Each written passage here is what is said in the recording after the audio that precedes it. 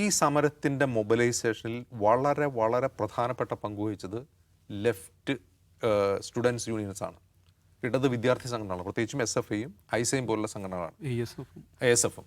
അപ്പോൾ അതെന്തുകൊണ്ട് RSS തിരിച്ചറിയുന്നു ചോദിച്ചാൽ, അതർവൈസ് ഒരു കുറേയധികം വിദ്യാർത്ഥികൾ, പ്രത്യേകിച്ചും ടീനേജേഴ്സും യുവാക്കളുമായ വിദ്യാർത്ഥികൾ മൊബിലൈസ് ചെയ്യുക എന്ന് പറഞ്ഞാൽ അത് വൻതോതിലുള്ള അനാർക്കിയും അക്രമവുമായി മാറും. അവരാരും നിയന്ത്രിക്കാനില്ല. അഭിജിത് ദീപ്കയ്ക്കോ അല്ലെങ്കിൽ അവിടെ വന്ന് നിൽക്കുന്ന മറ്റ് നേതാക്കൾക്കോ CJP നേതാക്കൾക്കൊന്നും ഈ യൂത്തിനെ നിയന്ത്രിക്കാൻ കഴിയില്ല. പക്ഷേ നമ്മൾ രാജ്യത്ത് കണ്ടിട്ടുള്ള മറ്റേത് സമരത്തെക്കാളും എന്താണ് ആ അർത്ഥത്തിൽ ഓർഗനൈസ്ഡ് ആയിരുന്നു, അച്ചടക്കമുള്ളതായിരുന്നു, അഹിംസാത്മകമായിരുന്നു, വളരെ മനോഹരമായൊരു സമരമാണ്. ഒരുപക്ഷെ ഇന്ത്യ കണ്ട സമരങ്ങളിൽ ഒരു വഴിത്തിരിവായ സമരം തന്നെയായിരുന്നു ഇത്. അതിൻ്റെ മുദ്രാവാക്യങ്ങളിലാവട്ടെ, അതിൻ്റെ പ്രകടനങ്ങളിലാവട്ടെ, പ്ലക്കാർഡുകളിലാവട്ടെ, അവരുപയോഗിക്കുന്ന ഭാഷയിലാവട്ടെ എല്ലാം വ്യത്യാസമുണ്ട്. അപ്പോൾ ഇങ്ങനൊരു സമരം രൂപം ഇത് യഥാർത്ഥത്തിൽ RSSനും BJP മാത്രമല്ല രാജ്യത്തെ മുഴുവൻ ശ്രദ്ധയാകർഷിച്ച് ഇങ്ങനെയും സമരം ചെയ്യാം. ജന്തർ മന്ദറിൽ നടന്ന സമരം ഒരു സമരങ്ങളിൽ തന്നെ ഒരു വഴിത്തിരിവാണ്. അപ്പോൾ ഇത് വെറുതെ യാദൃച്ഛിക സംഭവിക്കുന്നതല്ല എന്ന് RSS തിരിച്ചറിഞ്ഞിട്ടുണ്ട്. അങ്ങനെയല്ല താനും. ഈ യാദൃച്ഛികമായിട്ട് ജനങ്ങളിങ്ങനെ ഒത്തുകൂടി ഒരു മാസ് മൊബിലൈസേഷൻ ഉണ്ടായി അവർ അച്ഛനെ കുതിർ സമരം ചെയ്യുന്നതല്ല.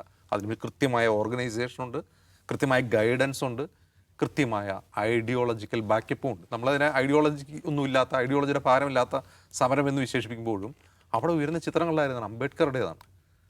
അംബേദ്കറുടെയും ഭഗത് സിംഗിൻ്റെയും ചിത്രം ഉയരണമെങ്കിൽ അത് കുട്ടികൾ വീട്ടിൽ നിന്ന് കൊണ്ടുവരുന്നതല്ലല്ലോ. നമുക്ക് ജന്തർ മന്ദറിൽ പോയി അംബേദ്കറുടെ ചിത്രം ഉയർത്താം. കോൺസ്റ്റിറ്റ്യൂഷൻ, അതായത് ഭരണഘടന ഉയർത്തിപ്പിടിക്കുക, ഇത് കൃത്യമായ ഐഡിയോളജിക്കൽ ബാക്കപ്പ് കൂടി ചെയ്യുന്ന, കൃത്യമായ ആസൂത്രണത്തോടെ ചെയ്യുന്ന ഒരു സമരമാണെന്ന് RSS തിരിച്ചറിയുന്നുണ്ട്. അപ്പോഴാണ് അതുകൊണ്ടാണ് ഇപ്പോൾ സാർ പറഞ്ഞല്ലോ, ഐഷി ഘോഷിനെ തേടി AKG ഭവനിൽ പോലീസ് വരുന്നതും യാദൃച്ഛികമല്ല. അതുപോലെ ജന്തർ മന്ദറിൽ 36 ദിവസം ഫുഡ് സപ്ലൈ ചെയ്ത ജുനൈദിനെ തേടി UPയിലെ അദ്ദേഹത്തിൻ്റെ വീട്ടിൽ പോലീസിൽ നിന്നും യാദൃച്ഛികമല്ല. ഇത് അവർ മനസ്സിലാക്കിയിരിക്കുന്നു. ഇതിൻ്റെ ഊർജ്ജ സ്രോതസ് എവിടെയാണ്? ഈ സമരത്തിൻ്റെ ഊർജ്ജ സ്രോതസ് CJP അല്ല, പകരം ഈ പറയുന്ന ഇടത് വിദ്യാർത്ഥി സംഘടനകളാണ്. അല്ലെങ്കിൽ അത്തരം രാഷ്ട്രീയ ബോധ്യമുള്ള, അരാഷ്ട്രീയരല്ല രാഷ്ട്രീയ ബോധ്യമുള്ള സംഘടനകളാണ് ഇതിൻ്റെ ഓർഗനൈസേഷനും ഇതിൻ്റെ ഐഡിയോളജിക്കൽ ബാക്കപ്പെന്നും അവർക്കറിയാം. അപ്പോൾ അവരെ തേടിക്കൊണ്ടിരിക്കുകയാണ് RSS.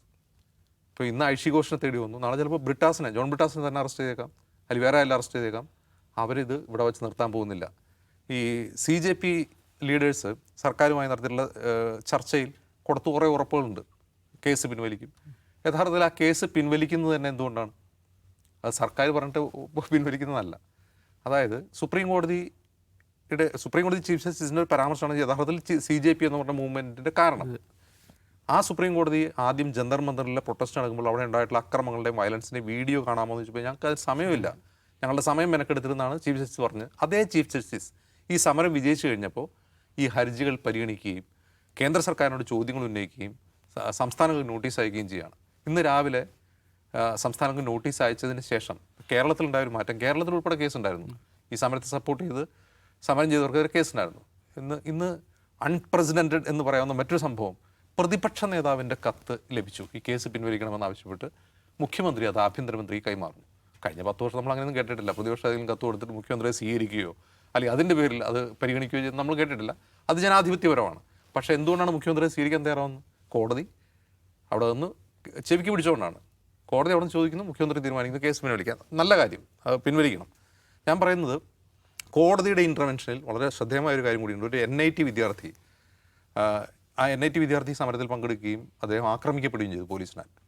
അപ്പോൾ ആ NIT വിദ്യാർത്ഥി കോടതിയെ സമീപിച്ചിട്ടുണ്ട്, സുപ്രീം കോടതിയിൽ അയാളുടെ ഹർജിയുടെ ആവശ്യം എന്താണെന്ന് വെച്ചാൽ, ഡിമാൻഡ് എന്താണെന്ന് വെച്ചാൽ, രാജ്യത്ത് ഡിസെൻറ്റ് രേഖപ്പെടുത്താൻ ഒരു SOP തയ്യാറാക്കണം, ഒരു സ്റ്റാൻഡേർഡ് ഓപ്പറേറ്റിംഗ് പ്രൊസീജിയർ വേണം. അതായത് രാജ്യത്തെ പൗരന് ഡിസെൻറ്റ് രേഖപ്പെടുത്തണം, അത് ഭരണഘടനാപരമായ അവകാശമാണ്. ഇപ്പോൾ ജന്തർ മന്ദറിൽ ഭരണഘടനാപരമായാണ് അവർ സമരം ചെയ്തത്, ഭരണഘടനാപരമായാണ് അവർ ഡിസെൻറ്റ് രേഖപ്പെടുത്തിയത്. എന്നിട്ടും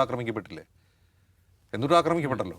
ഓക്കെ, UPയിലും ബീഹാറിലും അസമിലും നമ്മൾ കണ്ടുകൊണ്ടിരിക്കുന്നത് തന്നെയാണ്. പ്രൊട്ടസ്റ്റ് ചെയ്യുന്ന വിദ്യാർത്ഥികളെ ആക്രമിക്കുന്നു. ഇന്ന് പുറത്തു വന്നൊരു വീഡിയോയിൽ സമരം ചെയ്യുന്ന വിദ്യാർത്ഥികൾ അവസാനം പോലീസിനെ ഭയന്ന് ഒരു സ്കൂളിൻ്റെ വാഷ്റൂമിൽ കയറി ഒളിച്ചിരിക്കുകയാണ്.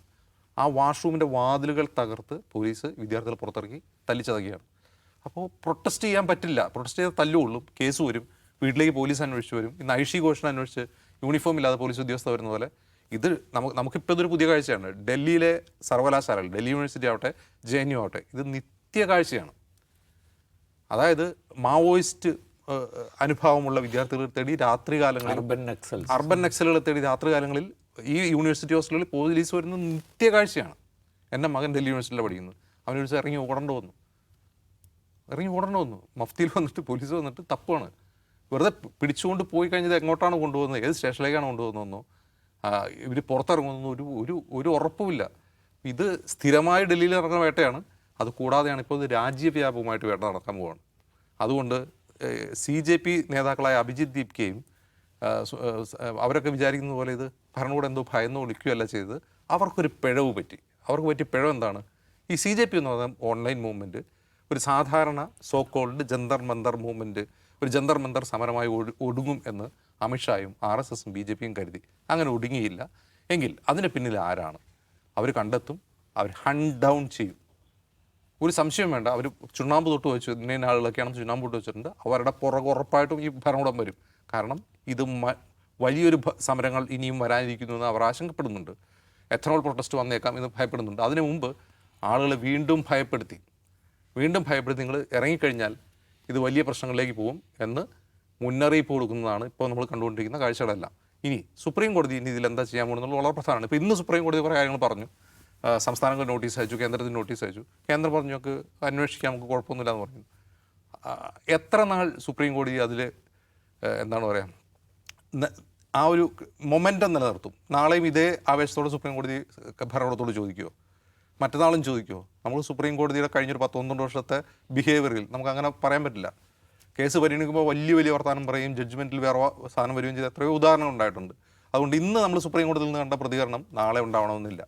നാളെ ഉണ്ടായില്ലെങ്കിൽ ഭരണകൂടം വീണ്ടും ഓവർ റിയാക്ട് ചെയ്യും, ഇവരെ വേട്ടയാടും, ഇവരുടെ വീടുകളിൽ ചെല്ലും പോലീസ്. ഒരു സംശയവും വേണ്ട. അസമും ബീഹാറും UPയും ഡൽഹിയും ഒന്നും അതിൽ കുപ്രസിദ്ധരാണ് അത്തരം പോലീസ് വേട്ടയ്ക്ക്. അതുകൊണ്ട് ഭയപ്പെടുത്താനുള്ള ഭരണകൂടത്തിൻ്റെ ശ്രമം ഇനിയും ഉണ്ടാവും. പക്ഷെ ആ ഭയത്തെ ജനം, നമ്മളിപ്പോൾ വിദ്യാർത്ഥികളാണ് അത് മറികടന്നത്. ഇനി നടക്കേണ്ട സമരം ആരുടേതാണ്? ഇപ്പോൾ ജെൻസിയുടെ സമരമാണ് നടന്നത്. ഇനി നടക്കേണ്ട സമരം ശരിക്കും മില്ലേനിയൽസിൻ്റെയാണ്. കാരണം മില്ലേനിയൽസാണ് എത്തനോൾ കൊണ്ട് ഏറ്റവും കൂടുതൽ കഷ്ടപ്പെടുന്ന ആളുകൾ. അവർ പുറത്തു വരുമോ? ഇപ്പോൾ നമ്മൾ റീൽസിലൊക്കെ കാണുന്ന രീതിയിൽ അവർ വലിയ രോഷാകുലരായിട്ട് സംസാരിക്കുന്നുണ്ട്. ഗഡ്കരിക്കെതിരെ രോഷാകുലരായിട്ട് സംസാരിക്കുന്നുണ്ട്. അതൊരു മൂവ്മെൻറ്റായി മാറുമോ? അതല്ല ഈ മില്ലനിയൽസ് ജെൻസികൾ അതിജീവിച്ച ഭയത്തിന് കീഴടങ്ങുമോ? ഇതാണ് ചോദ്യം.